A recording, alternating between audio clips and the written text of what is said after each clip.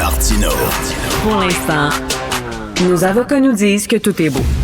Essayer de prendre des meilleures décisions financières quand la vie est chère. Francis Gosselin. C'est facile de succomber à la tentation. On a une opportunité d'agir différemment. Vous pouvez agir. Vous êtes libres, chers amis.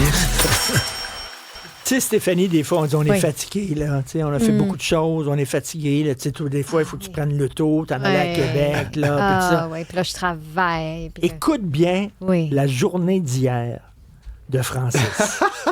non, et je veux... C'est-tu C'est vraiment- spectaculaire. Oui. Voilà, c'est la vie, là, mais... Raconte-nous ouais. ta journée d'hier. Ben, j'animais une conférence lundi-mardi pour des banquiers de l'Europe de l'Est, Ukraine, Pologne, tout ça. Fait que j'ai fini ma journée mardi soir. Je me suis couché T'étais à Paris? à Paris, là. T'étais à Paris? Hier matin, je me suis levé très tôt parce que mon vol était tôt à Paris. Fait Oui. que j'ai pris le taxi vers 6h30. Là, fait qu'il était, mettons, minuit et demi ici. Là, j'ai pris le taxi, j'étais arrivé à l'aéroport, j'ai fait mon check-in et tout ça. J'ai pris mon avion. Je suis arrivé à Montréal vers midi. J'ai pris mon char, j'étais allé à Sherbrooke. À Sherbrooke, j'ai donné une conférence devant 150 personnes là, pour la chambre de commerce là-bas. Puis en revenant dans mon char, j'ai une auto électrique, j'en parle souvent, j'ai manqué de batterie. Non. Fait que je me suis arrêté pour charger, puis pendant que je m'arrêtais, j'ai fait une chronique à Richard Martineau. Fait que là, tant qu'à être, je suis revenu à la maison, j'étais allé chercher les enfants, j'ai fait à souper. On a évidemment couché les enfants, puis je me suis comme évanoui dans le lit avec mon petit... Ça a duré genre Impossible. 20 heures, là, tu sais, ça avait pas de maudit bon sens. Sherbrooke, aller-retour. Ouais, aller-retour après 7 Après heures de Paris. vol après Paris. Fait Après 7 heures de vol. J'étais tanné. Quand même intense. J'avais hâte d'arriver. Ouais, t'as Fait pas, que, t'as pas eu peur de t'endormir en auto? Combien de café? J'écoutais ce matin Isabelle Perron qui disait qu'elle s'endormait au volant. Moi, c'est pas vraiment mon truc, honnêtement. J'aime ça conduire. Je reste relativement alerte, mais je suis comme tanné. Là. Tu sais que Ouais. c'est pas du café qu'il faut prendre pour pas t'endormir, c'est de quoi? l'eau. C'est de l'eau. Ouais, ou de la coke. Là, ça, Paraît-il. Ben voyons. Est-ce que Elon Musk, c'est un gros BS? Écoute, j'ai pas réussi à faire le total, là, mais grosso modo, Richard, là, c'est ce que dit Emmanuel Macron, là, le président de la France. Ça tombe bien, je reviens de là-bas. Il a dit ça? Il dit c'est un gros BS. C'est pas dit ça qu'il a dit exactement, mais tu sais, For sure. il se faisait for sure. Il se faisait reprocher là, tu sais, justement que l'État français intervienne là, tu sais, dans l'intelligence artificielle et tout ça. Puis il dit, tu sais, Elon Musk, là, en gros, là, c'est comme c'est l'homme qui a reçu le plus de subventions de l'histoire de la planète. Là. On a beau dire que c'est l'homme le plus riche du monde, mais comme c'est une gimmick cette affaire-là. Écoute, oui. c'est quand même fou. Là. Tesla a reçu 465 millions d'un prêt à faible taux d'intérêt au début.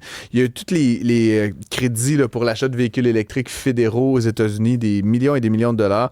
Quand il y a eu le Inflation Reduction Act sous Biden pour la construction de nouvelles infrastructures, il a reçu aussi des centaines de millions. Il y a eu l'histoire de crédits là, pour carbone, là, tu sais, que les manufacturiers qui faisaient des chars au gaz, ils devaient acheter des crédits, puis Tesla vendait parce qu'eux autres, ils faisaient des autos. Ils ont reçu 11 milliards de dollars à travers ce système-là, qui est essentiellement une création de l'État fédéral américain.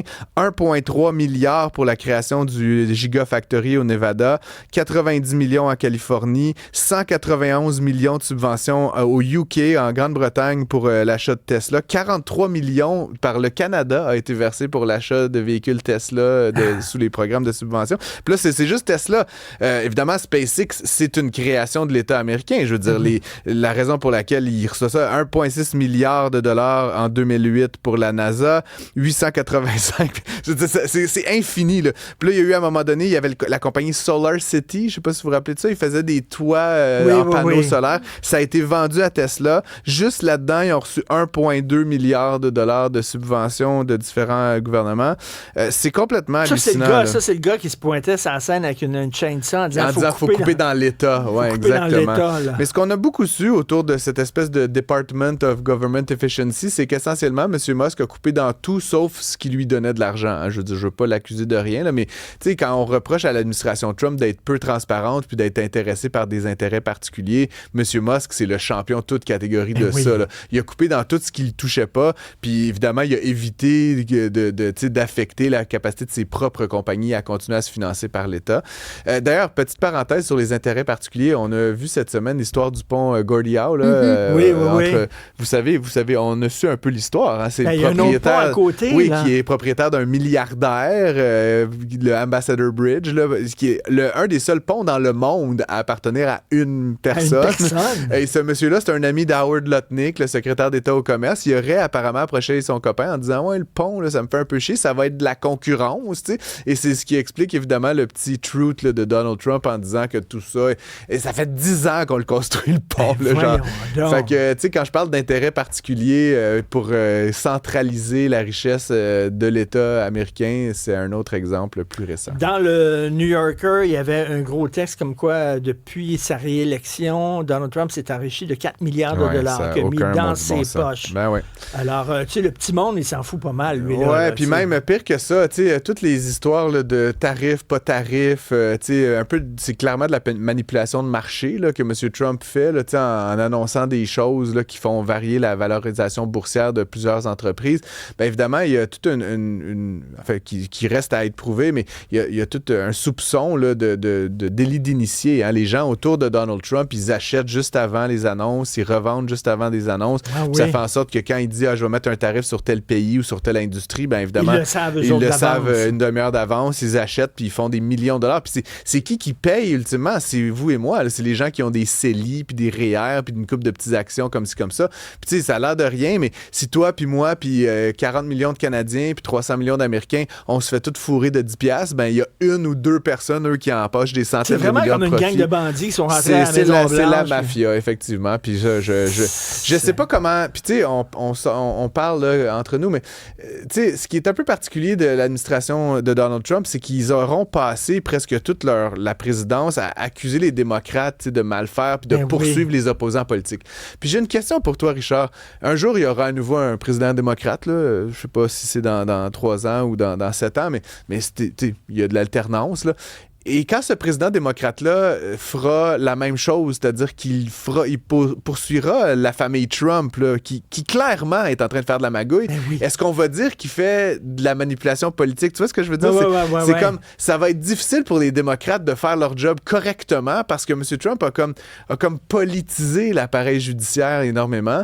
Mais là, clairement, il y a de la grosse magouille. Puis tant que Trump est là, il n'y aura aucune enquête. Non, c'est clair. Puis je veux dire, en plus, il a démantibulé pas mal d'éléments qui étaient là pour protéger les petits épargnants. Là, il y avait une espèce de bureau de protection des consommateurs financiers. Ça a été complètement démantibulé. La Securities and Exchange Commission, qui veille sur l'intégrité des marchés, l'équivalent de l'AMF, a plus de pouvoir. Tout ce qui est la crypto, qui est un espace qui... Je veux dire, il y a des bonnes choses dans la crypto, mais il y a aussi énormément de criminalité et de magouille. Ça a été complètement encensé par l'administration Trump, donc ce qui favorise énormément de manipulation. Il y a sa propre crypto qui est elle aussi une gimmick totalement frauduleuse. Fait que tu sais, encore une fois, c'est une drôle de période dans l'histoire. Puis au cœur de ça, encore une fois, M. Musk, je t'en ai pas parlé, mais tu sais que Elon Musk a fusionné 2 de ses entreprises, hein, SpaceX, qui est évidemment vie par l'État américain, là, par de l'achat d'envoi dans l'espace, et xAI, qui est sa compagnie d'intelligence artificielle, il les a fusionnés toutes les deux. Qu'est-ce que ça veut dire, ça? Ben, t'as une compagnie qui fait beaucoup d'argent grâce à l'État, puis une compagnie qui est en pleine hémorragie, en fait, là, qui perd des centaines de millions de dollars, sa compagnie d'intelligence artificielle. Et donc, en les fusionnant, on ne comprend plus trop ce qui se passe. Hein? C'est la stratégie. Donc, l'argent qui devrait aller pour SpaceX va peut-être aller probablement subventionner l'IA. Et là, l'objectif, c'est de prendre cette nouvelle compagnie... L'objectif, c'est de prendre cette nouvelle compagnie-là puis de l'inscrire en bourse. Hein. C'est l'intention de M. Musk là, d'ici la fin de l'année. Et cette compagnie-là aurait une valorisation de 1,2 billion de dollars, là, donc 1200 milliards de dollars. Et si ça se concrétise et si l'entrée en bourse se fait à cette valeur-là et que l'entreprise maintient une telle valorisation, M. Musk sera le premier humain à avoir une valeur de 1000 milliards de dollars. 1 billion de dollars, là, ce sera le premier humain à avoir cette valeur-là. C'est pas fait encore. Et tout ça, encore une fois, c'est des gimmicks. de voleurs C'est quand même qui ont mis assez... la main sur la Maison-Blanche puis qui ont dit on va sur se l'argent servir. public. Et donc, quand je reproche à l'État québécois d'acheter pour 4 millions de Google ou 15 millions à Live Nation, je trouve que c'est pas super, finalement. Il y a comme une coupe de zéro de moins quand on regarde ce qui se passe aux États-Unis actuellement. Bon, as-tu une conférence à donner ce soir, là? Pas ce soir, non. Là, je vais chercher les enfants à la garderie. Là, ils m'attendent. Et demain, en fait, c'est la pré-Saint-Valentin. Je me fais servir par mes fils là, à la garderie. Donc, voilà, c'est mon plan pour la fin de la semaine. Non. Tes enfants te servent? C'est une affaire que la garderie pour une démonstration d'amour, là, que les enfants, ils servent leurs parents puis ils disent « je t'aime ». Honnêtement, ça va être super mignon. C'est combien de temps? Il faut que tu ailles à la garderie? Une demi-heure. Oh, c'est bien cute. Demain après-midi. OK, envoie-nous les photos. Merci beaucoup, Francis. À demain. Demain.